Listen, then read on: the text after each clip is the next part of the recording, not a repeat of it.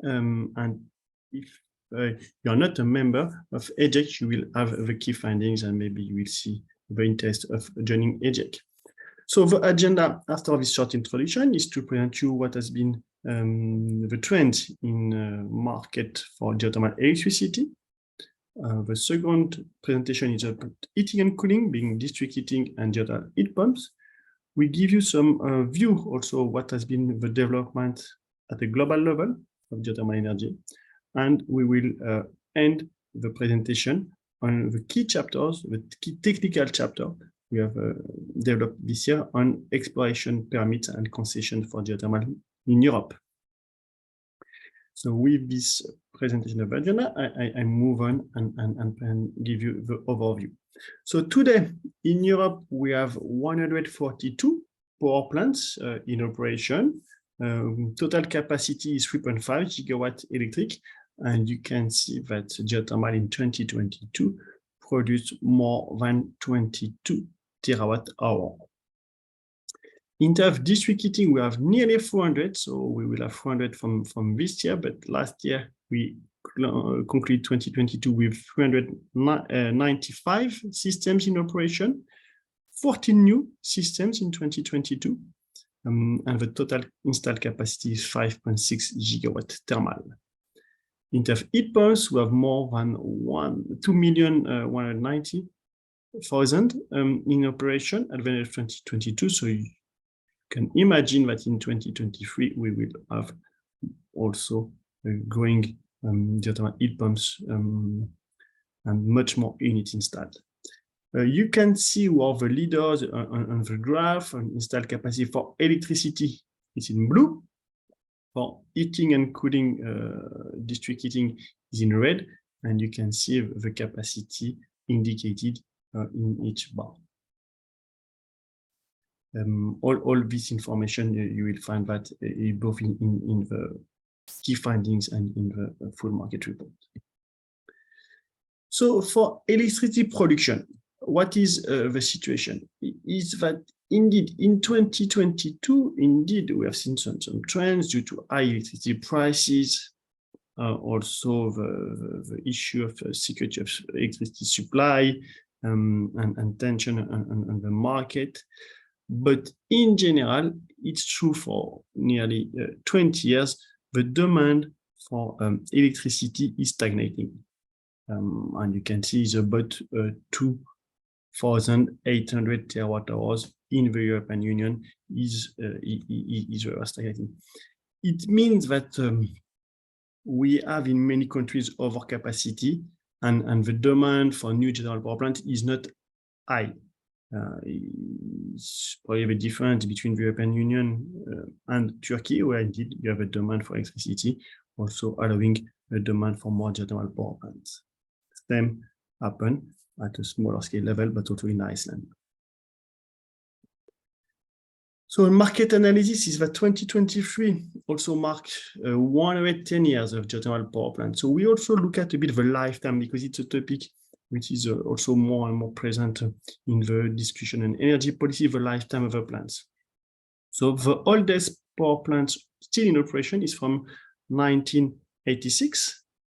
We have 4 running plants from the 80s, 17 from the 90s, and 32 from the year 2000. So we can see quite a long lifetime of the power plants with geothermal. So we have 21 power plants more than 25 years old, and 53 are more than 15 years old. You could see from the market report that indeed in 2022, we have not inaugurated new geothermal power plants, but we have seen a new development phase. And indeed, we have identified in total today 43 projects developed, so to be in operation within 5 to 7 years, and 140 projects investigated. From the map, we have also realized in design in the market report, you can see, identify the location of the different power plants, not only the location, but also the size of the different capacity installed. for the project in operation and the project under development. So you can identify where are the hotspots.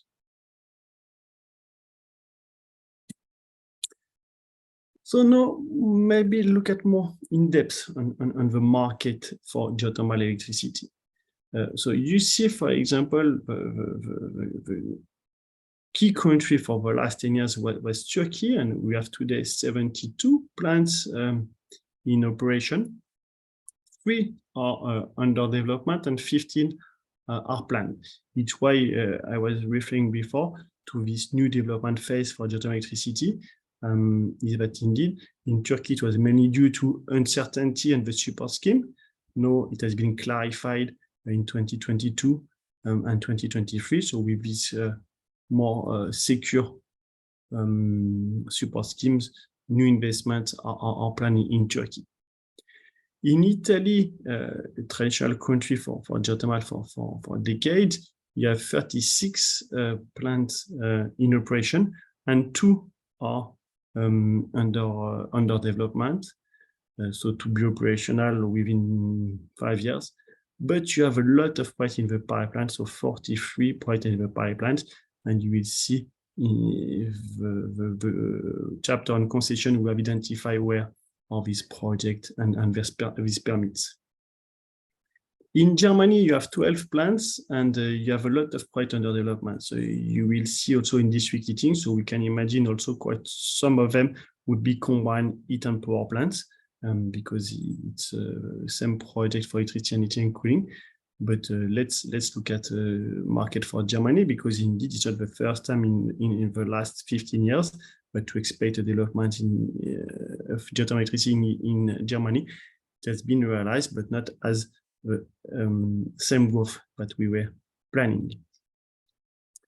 And other countries will follow, France, Iceland, and other countries.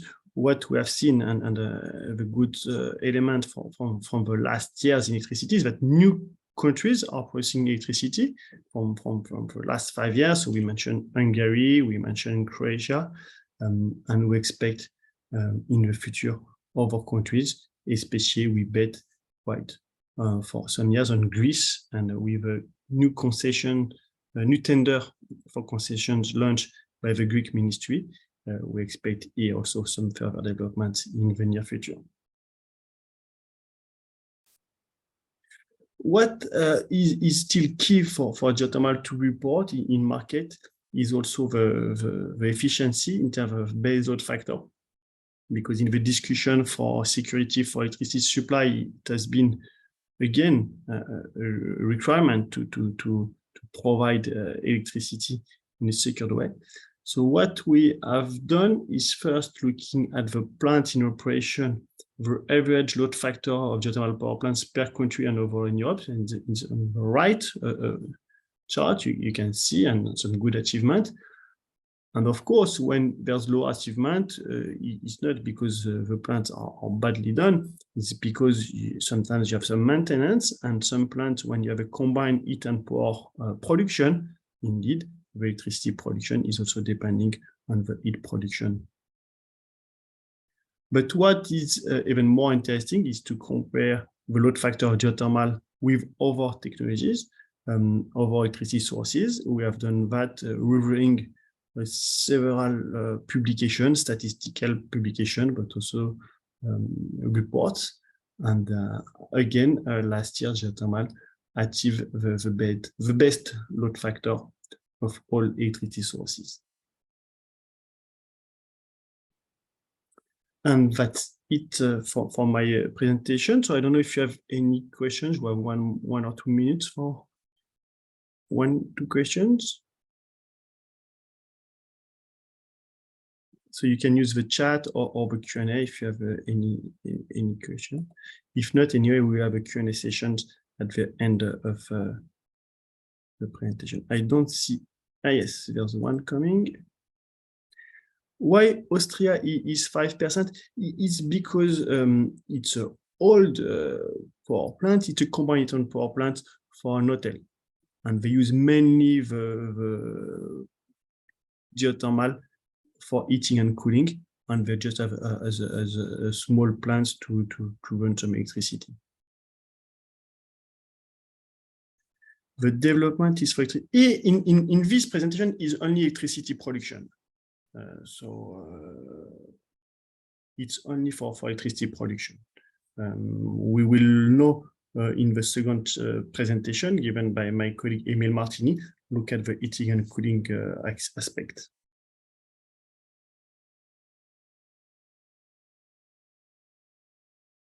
Yes, so I think many people are also looking at the heating part. So Emile, I'm now giving you the floor for presenting the heating part. Thank you, Philip.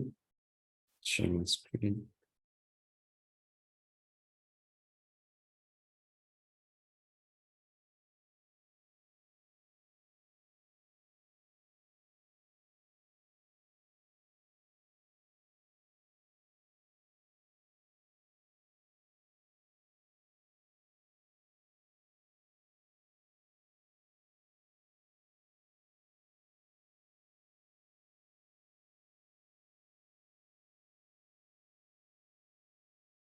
Okay. You see my screen? I confirm it's not in full screen mode, but we see, as you can see, you have to change the display settings to swap.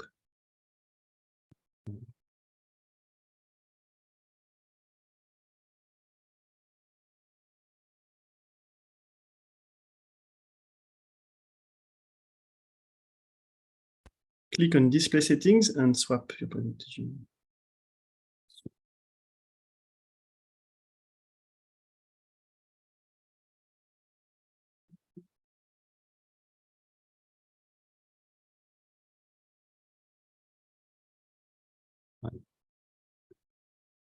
Okay,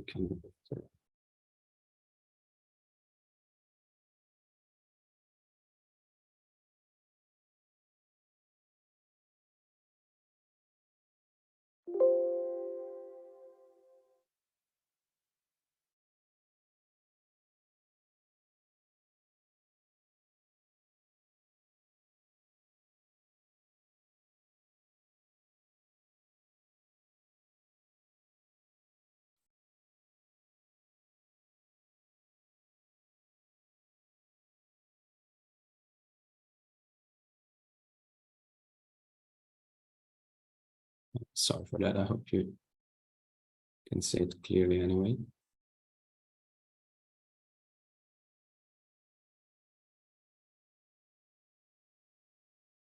Wait, let's try to.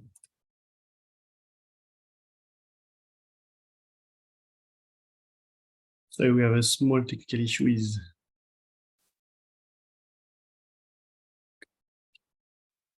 perfect. Thank you for yours. Okay, sorry for that. So yes, now the long-awaited part of on heating and cooling.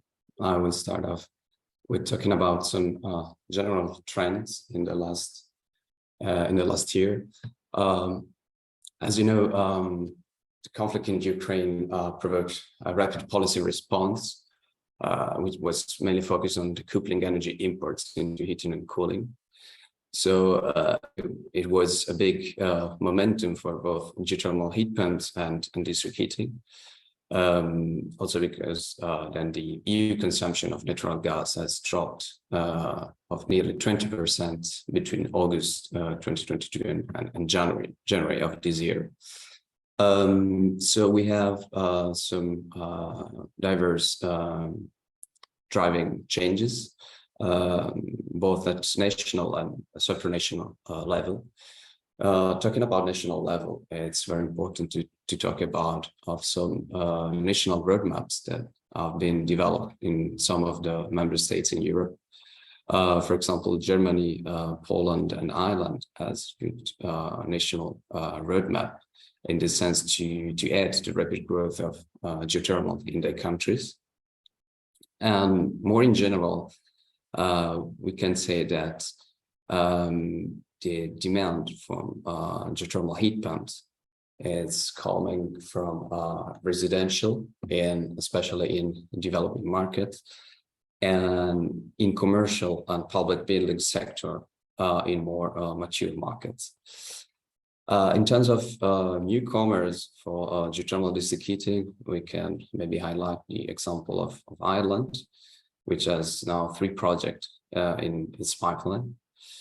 And in more general terms, we can say that both heat pumps and district heating system grew and are expected to continue their exponential growth also beyond the current challenges put by the crisis.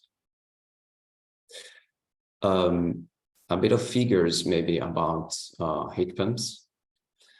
So in 2022, heat pumps witnessed the largest ever volume of sales. We're talking about more than 141,000 geothermal heat pump system installed. And this is quite important because it's 17% higher than the figures that we had in 2021, even though the 2021 figures were already the last record that we had with 120,000 sales. And in terms of concentration, we have no big changes in that still 6 big markets that you can see in the table above are the one leading. So especially Germany, Sweden, and the Netherlands.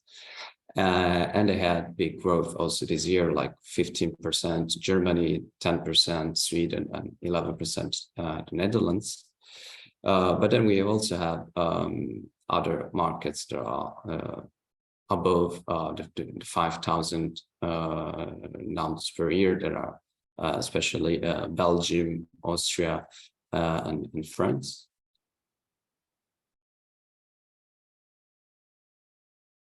And so here you can see the number of Ramsar's heat pumps installed in 2022.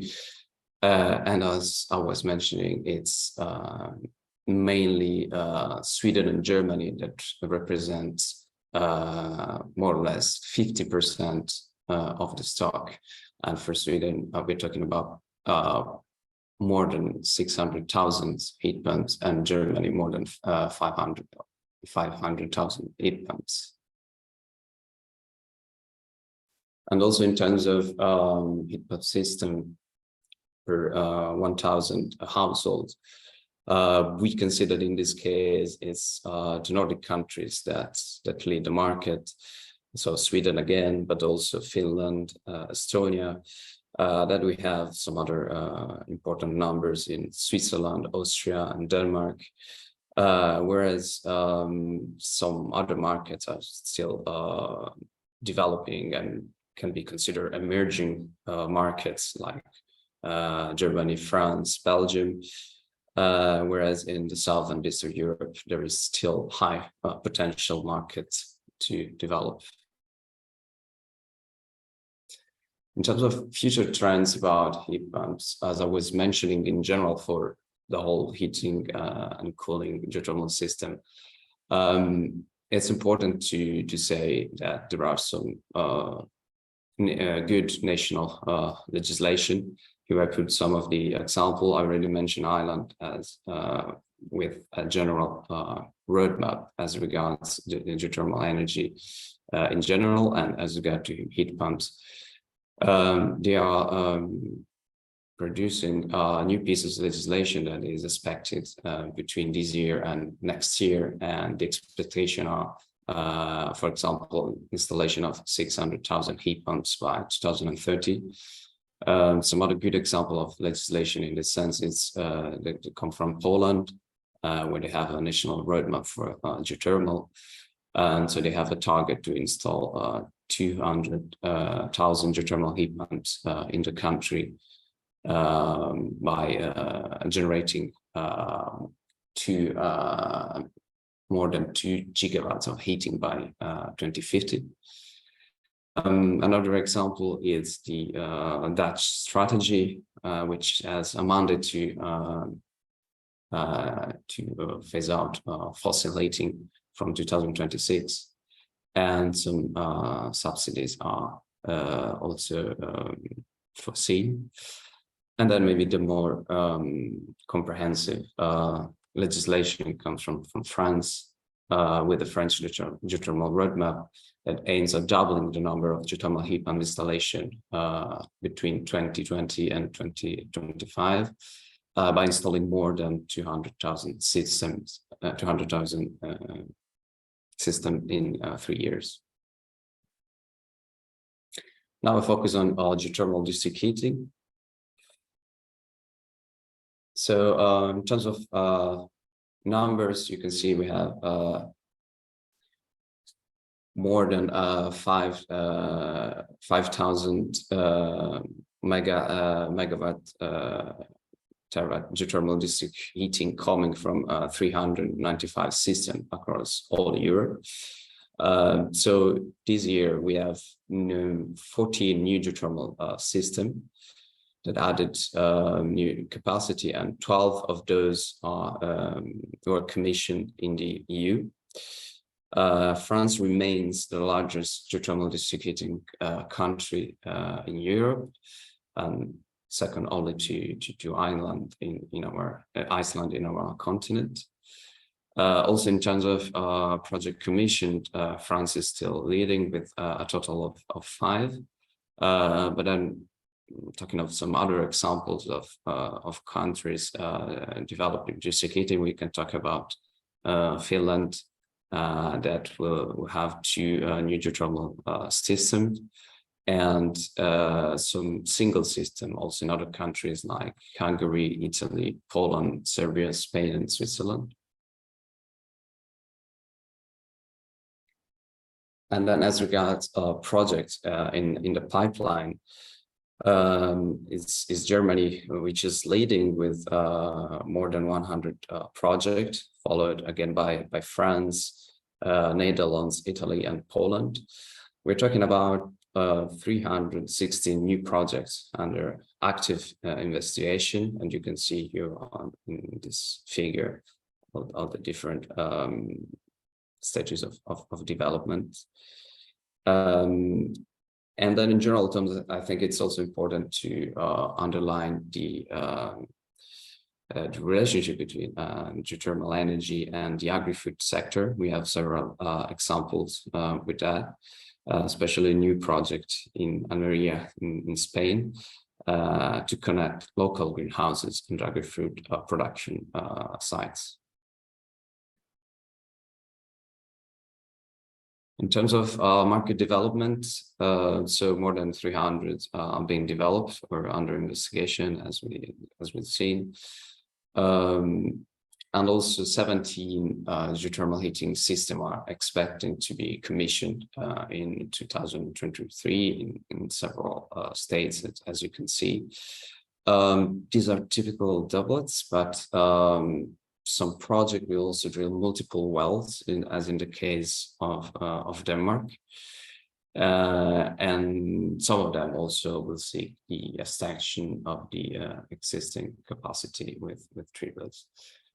And so you can see here in these figures which are the leading countries in this sense. So France, as we said, has been having historically a big market about district heating and cooling, but Germany is also keep up quite rapidly in terms of new projects in pipeline. And to finish, just a quick look at resource and flow rates. So most projects focus on reservoirs with temperature between 60 and 80 degrees in the EU. And there have been also discovered some new important areas and reservoirs, like in Romania, if I'm not mistaken. We can also say that one of the key trends is the use of large heat pumps that are also leading to new business models, like in the case of Finland, for example. And in general, we have to say that greater effort is needed for resource mapping. We try to advocate for this at EU level, but it's quite important, the national level legislation, and also the roadmap that we mentioned, also supposed to start off with general mapping of the geothermal resource. And so this is it for the heating and cooling market from my side. Thank you, Emile. We had a question about the methodology, but I think I answered it. I don't see any question, so maybe you can move on now to the presentation on the global market. Floor is yours. Okay.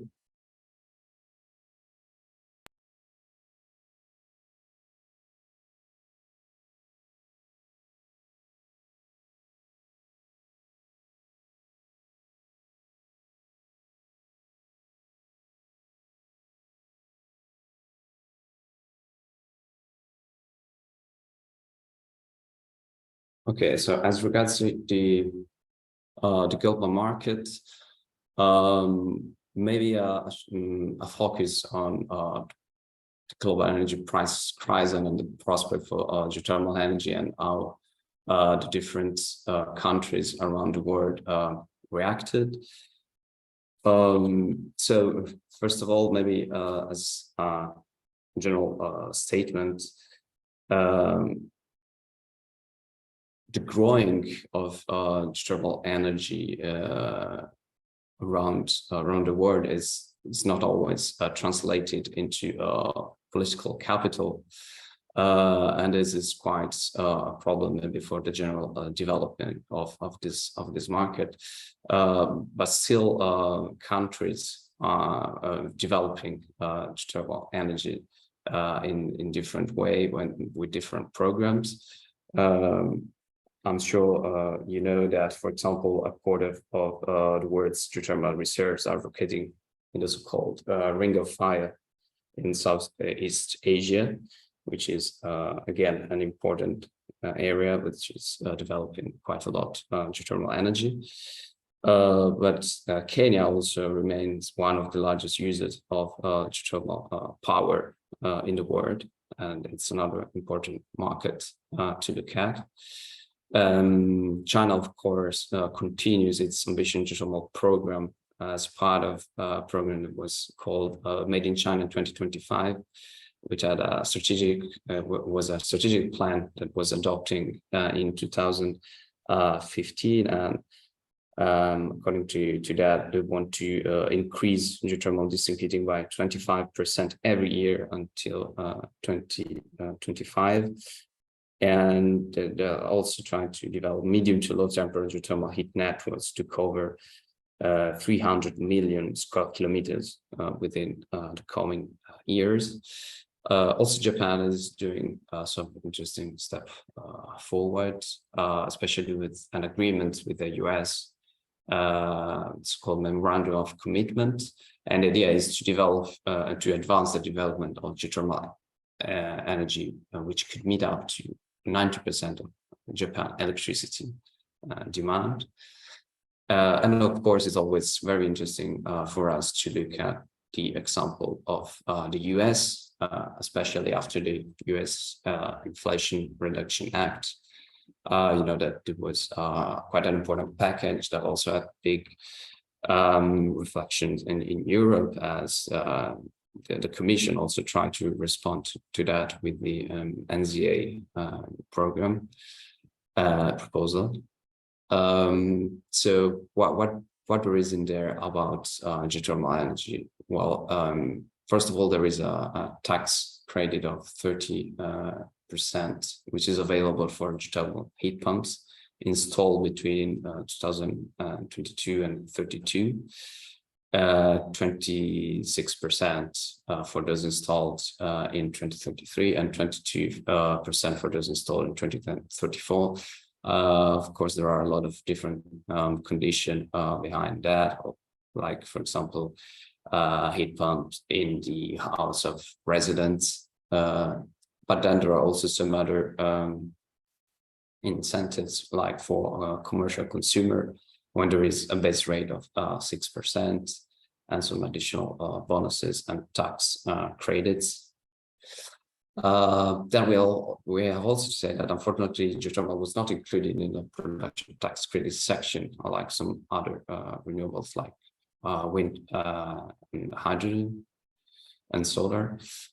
But then there are also some other interesting pieces of legislation within it, like the neighborhood access and equity grants, which also apply to urban islands, which could stimulate the development of geothermal cooling and cooling networks, and the advanced energy production credits of $10 million, which could also benefit the application of geothermal in industrial processes. In terms of global developments for electricity generation, geothermal electricity, as you may know, it's and remains the main focus of geothermal industry, and it's of interest of a growing number of newcomers from the oil and gas sector. In terms of numbers, you can see that geothermal power generation capacity stood at 6,000 megawatts at the end of 2022. Although the annual capacity addition remained below the pre-COVID times, and only 8 countries added geothermal power generation capacity with a total of 16 additional plants. So that's been a bit of slowdown in this sense. As regards global developments for heating and cooling, first of all, it's quite difficult to have data in this sense, because the market is more fragmented and difficult to assess than the power market. But we have some numbers nonetheless, like the general trend that it's the direct utilization of geothermal energy for application requiring heating and cooling increased by over 50%. Between 2015 and 2020, and now more than 80 countries use geothermal energy for heating and cooling, and 10 of those at least 2 gigawatt of cell capacity, including ground source heat pumps. Then we can also say that we have specifically district heating and cooling system in 30 countries, and they are mainly in Eurasia, and outside of Eurasia it's less common to see district heating and cooling networks. Whereas in terms of geothermal heat pumps, there's been broader global adoption, and interesting is that outside of Europe, they're mainly used for cooling, like the US and Canada market, which are really pushing this use. And in 2020, global installed geothermal capacity also for agri-food and industrial uses was 14 gigawatt, 35% more than in 2015. And here in the figure, you can see which are the biggest market in terms of overall production. And of course, China and the US are leading on that. To finish with this small overview, maybe a couple of words on the increasing importance of geothermal lithium, not only in Europe, but also around the world. We have three main examples in this sense, especially the US with the Salton Sea in California, that are planning to be supplying an estimated 40% of the world's demand. Mexico also with the exploration of geothermal lithium, which is gaining quite a momentum. And New Zealand with the national government investing millions to scale up the Geo Lake production technology, especially last year. And that's it from my side. Thank you, Emil. Indeed, there were quite some questions, but I have been able to answer them. Feel free to indeed raise your question in the Q&A. Also, you can have a chat, and in the Q&A session at the end, we will also give you the opportunity to raise your hand and ask an oral question. Now we're entering the last part of the presentation of our market report, and I will present you indeed the technical chapters. So indeed, every year in the market report, we have a technical chapter. It was sometimes on drilling technologies, on turbines, on exploration tools, on operation and maintenance.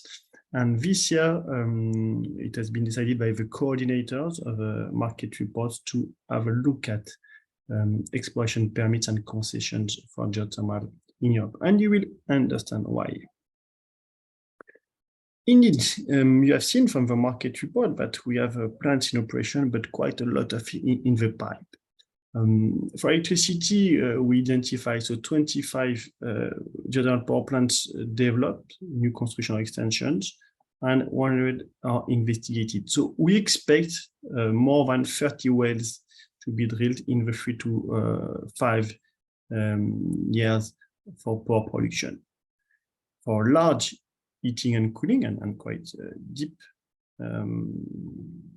depths, we so more than 1 kilometer typically, we have 16 projects currently or about to start drilling, whilst more than 300 are being developed or are being investigated. So not in the next 2 years, but in 3 to 6 years time frame.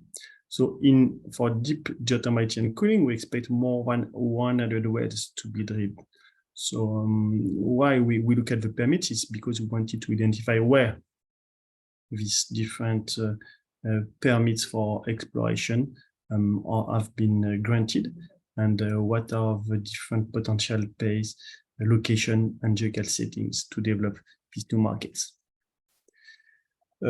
We have not produced new maps, but we have reported existing maps in the market report, 2 categories. First, the model temperature at 5 kilometers deep in Europe, and this map has been produced by one of our members, the Geological Survey of Netherlands, TNO.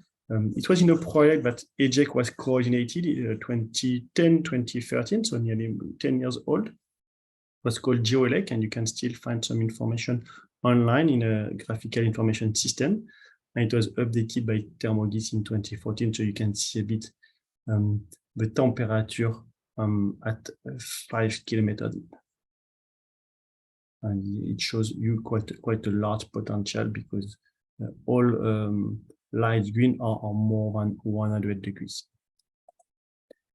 And the second map we also produce is a map of the geological settings in Europe, being a volcanotectonic, back-arc marginal basin, crystalline massif, 4D basin, and intracratonic basin. So you can see a bit where you can find the different geology of Europe. And of course, this is a pedagogical map illustrating these settings, but you can find much more maps at national level or local level.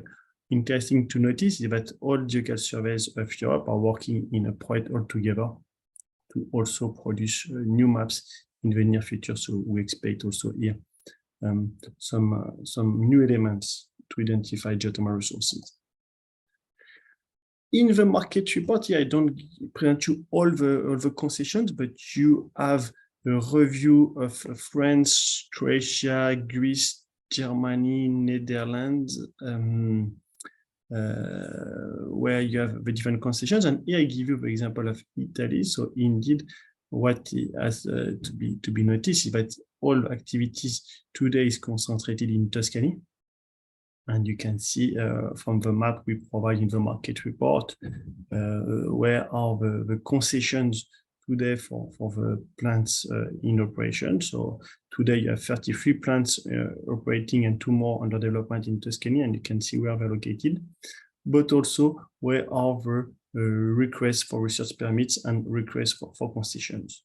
So with such a map, you can identify indeed better where the market will be in the future. And I say, here I give you the example of Italy, and we have that for other countries, not for all Europe, because it's not always easy information to collect, but for France, Germany, Netherlands, Greece, Croatia, we provide you this information.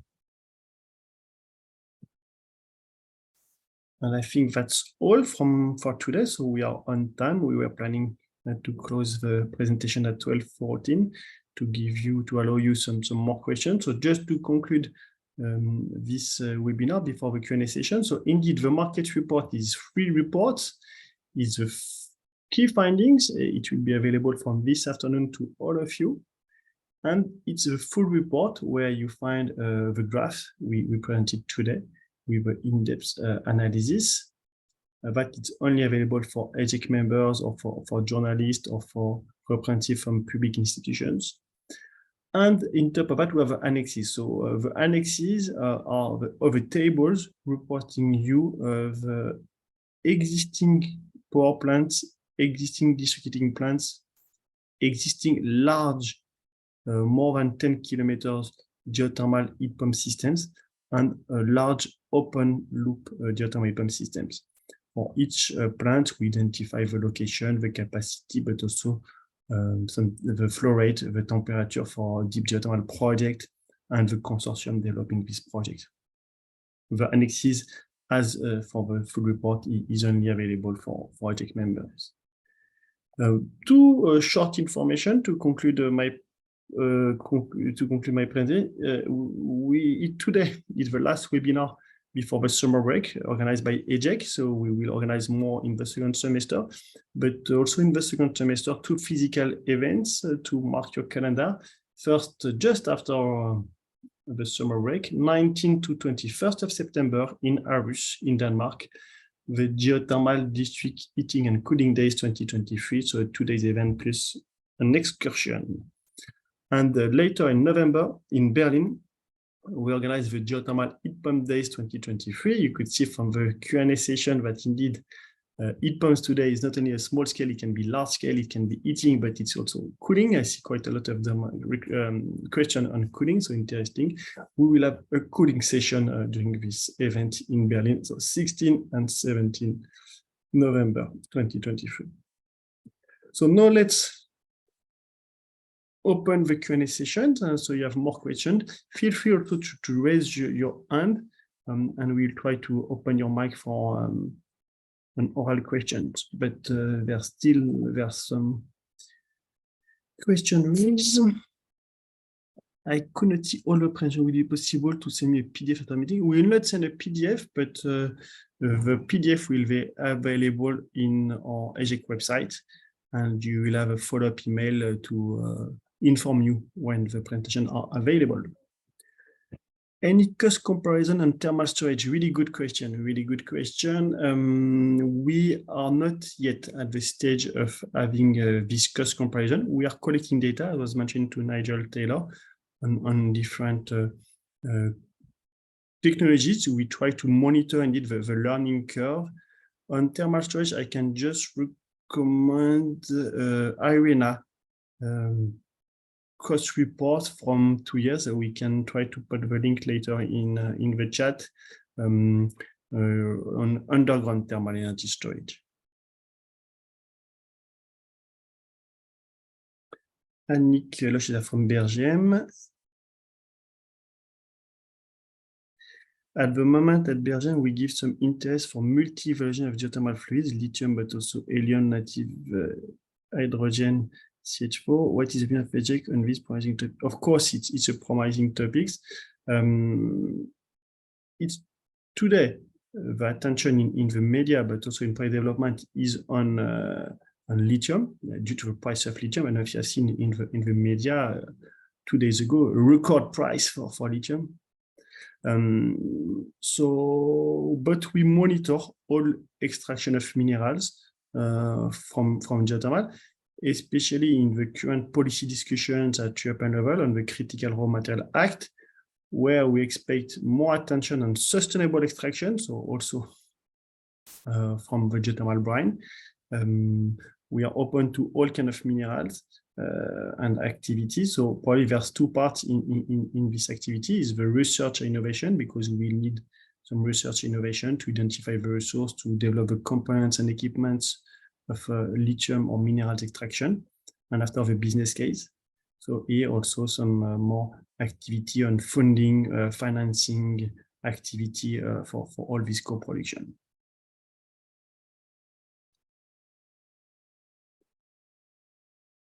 Another question on geothermal lithium. Do you have any project in Germany? Indeed, geothermal lithium extraction. The hot market, we could say, is Baden-Württemberg in Germany, with Cornwall in UK, Alsace in France, and Lazio in Italy. But indeed, Baden-Württemberg in Germany, there are several companies. If you want to drop us an email and we can present you indeed more activities.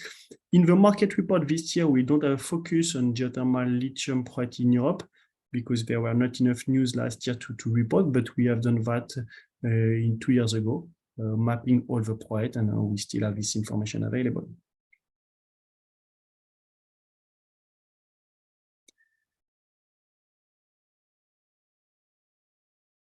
I don't see more questions.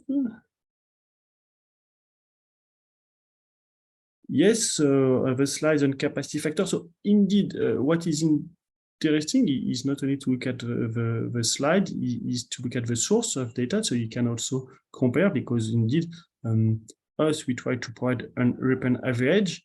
And when you do an European average, indeed, you are simplifying a bit the situation, as you mentioned, for geothermal. And we have some plants like in Australia with a low load factor due to the specificity of a power plant.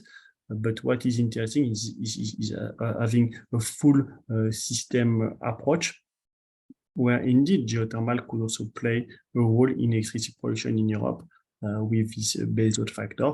We don't have the same potential than other electricity sources, but the specificity of a capacity factor should be valued and rewarded.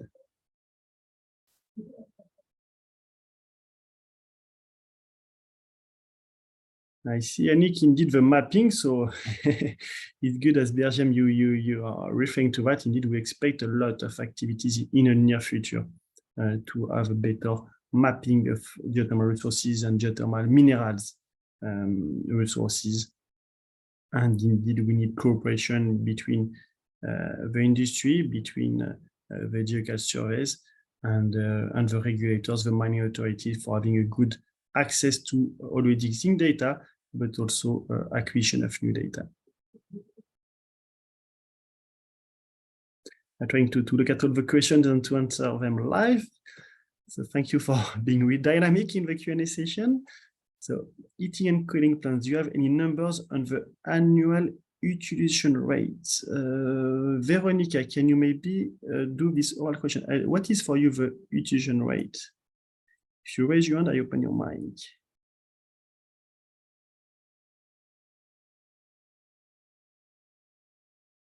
You're allowed to talk now.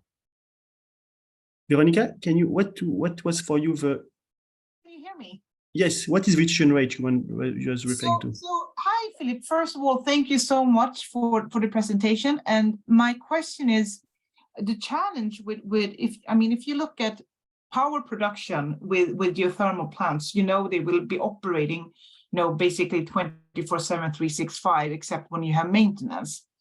So then the business case is kind of straightforward. The challenge with heating and cooling is the consumption or the need for the heating and the cooling. So I was just considering, when you make the presentation, you talk about the size of the heating plants or the size of the cooling plants. But from a business point of view, it's very interesting to understand, well, how many years or how many hours a year are they actually in use? How much can you actually sell? Okay. Yeah, I understand. That is what I mean. Okay, thank you. I understand, Veronica. Indeed, it's why the power sector and heating and cooling are completely different, because indeed in power, we look at the load factors, so the performance and the efficiency of the systems, where in heating and cooling, it is depending on the profile of the demand for heating and cooling. So indeed, here, what we assume when we do our statistics at a European level is for district heating, 2,200 hours of operation. What is our work to monitor is the cooling, because indeed we see the demand for cooling increasing, but also the numbers of hours for cooling increasing. So also the design of the systems is changing. But I think for heating and cooling, the parameters interesting is okay, number of hours. Indeed, it's good for your business models to understand the temperature, the size of the system. But what we also monitor is the lifetime, because indeed, as we speak about capital-intensive technologies, the lifetime of the systems is something we monitor. It's not yet provided in depth in the market report. I mentioned for power production, indeed, some details on since when the oldest plants are in operation. For heating and cooling, we are still in phase of monitoring that. Having in mind that what is true in heating and cooling and not in electricity is that we see plants with extension. So we see plants or drilling a triplet for increasing the lifetime, but also extension, so drilling some wells to increase their capacity, reaching new buildings. So indeed, in heating and cooling is a bit more complex, all this work, but we will look at it also. A question about EGS in Europe. So from Olivier Fred, indeed, in the past, the market report was giving specific attention to mapping EGS project in Europe. In this edition, we have not done it for the reason that in 2022, we have not seen development in the market on EGS. So we have data available where EGS projects are in operation. And in the annexes, by the way, in the annexes of the market report, you have all these details, which plants are based on a hydrothermal and which are EGS, but we have not updated the map on the project. Okay, I see from Anaël Guivelik, Sanjeev is answering. Thank you, Sanjeev, to help me to answer all the questions. Yes, presentation will be available. All materials will not be available, so I remind you, the key findings is for everybody, but the full market report annexes are only for the members. From Rudy Schipper, so a new question, running government funding grants. What person is okay to just, okay, good question, Rudy. So for information, indeed, as EGEC, we have some key publications. So today we print the market report, but Emile, that you have seen presenting you before the heating and cooling part, is working on the update of a paper on financing geothermal. So we expect September or October paper on financing geothermal, where we report this data about government funding grants for geothermal and percentage allocated to geothermal and to other technologies.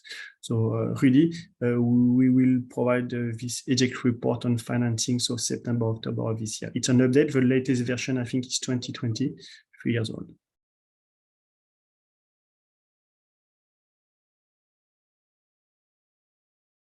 Okay, I think I answered all the questions orally as much as I could. And probably now is time to close it. So thank you very much for having attended this market report webinar. We were more than 150 people, so a good attendance.